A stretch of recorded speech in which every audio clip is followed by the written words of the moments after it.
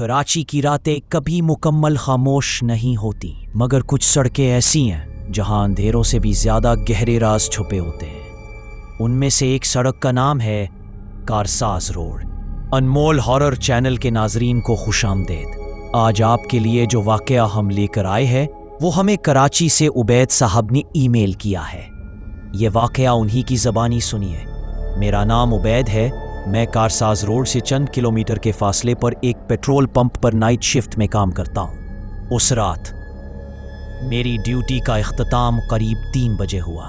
ये साल 2022 के अक्टूबर की वो एक खौफनाक रात थी जिसे मैं अपनी याददाश्त से हमेशा के लिए मिटाना चाहूँ भी तो मिटा नहीं पा रहा।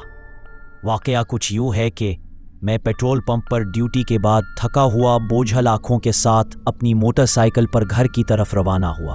आधी रात का वक्त था, सड़कें खाली थी, हवा में अजीब सी नमी और खामोशी थी, जैसे पूरा शहर किसी खौफ में सांस रोके बैठा हो। मैं अपनी बाइक चलाते हुए कारसाज के उस सुनसान हिस्से में पहुंचा जहां दाएं तरफ घने दरख्त और बाएं तरफ एक पुरानी उथड़ी हुई दीवार है। वहां एक लाइट पोल था जिसकी बत्ती झिलमिला रही थी, कभी जलती कभी बुझती। बाइक चलाते हुए अचानक मेरी निगाहें उस लाइट पोल के नीचे पड़ी। उधर कोई खड़ा था। दूर से मुझे एक दुल्हन सुर्ख लहंगे में लिपटी हुई अकेली उस लाइट के नीचे खड़ी दिखाई दी। उसका लहंगा खून के रंग जैसा सुर्ख था, इतना चमकदार के अंधेरे में भी आंखों को चुभ रहा था। पहले पहल तो मैंने सोचा शायद कोई मजाक है या कोई लड़की किसी मुसीबत में फंस गई हो, लेकिन फिर उसने अपना चेहरा उठाया। उसका चेहरा मैं बता नहीं सकता कि इतना भयानक, इतना मस्खशुदा कि मेरी सांसें थम गई। उसका रंग मुर्दे जैसा सफेद था, आंखों की जगह 2 खाली सियाह गड्ढे थे। उसके होंठ खून जैसे सुर्ख थे, लेकिन मुझे समझ नहीं आया कि ये लिपस्टिक थी या खून। वो मुझे घूर रही थी। ऐसा लग रहा था जैसे उसकी खाली आंखें सीधा मेरी रूह में झांक रही हों। और फिर वो अचानक मेरी तरफ बढ़ने लगी, मगर उसके पैर जमीन पर हिले तक नहीं। वो बस हवा में तैरती हुई मेरे करीब आती गई जैसे कोई साया। मेरी मोटरसाइकिल का इंजन यकदम बंद हो गया। मेरी धड़कन इतनी तेज थी जैसे पसलियां तोड़कर बाहर निकलने वाली हो। अब वो महज चंद इंच के फासले पर थी। उसके बदन से सर्द हवा का झोंका निकल रहा था।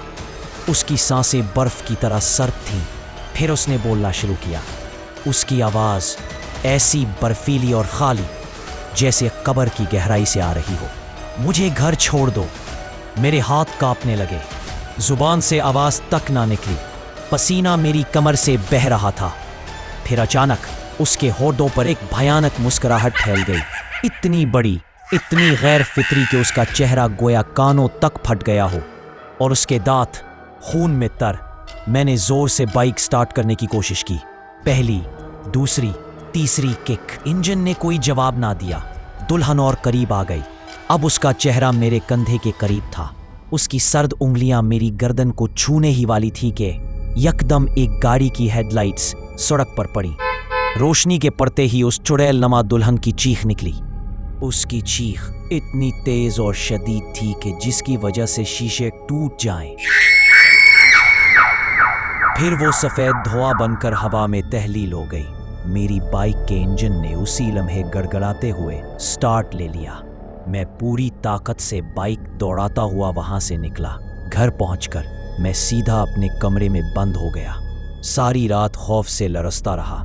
उस दिन के बाद मैं कई हफ्ते बीमार रहा। ये वाकया बिल्कुल नाकाबिले फरामोश है। लोग समझते हैं कराची शहर की रातों में सिर्फ चोरी, डकैती या हलचल होती है, मगर उस रात कारसाज रोड पर होने वाले उस हौलनाक वाकया से मैंने जान लिया कि इस शहर में कुछ खौफनाक मामलात ऐसे भी हैं जिन पर कोई तब तक यकीन नहीं करता अपनी आंखों से देख ना ले।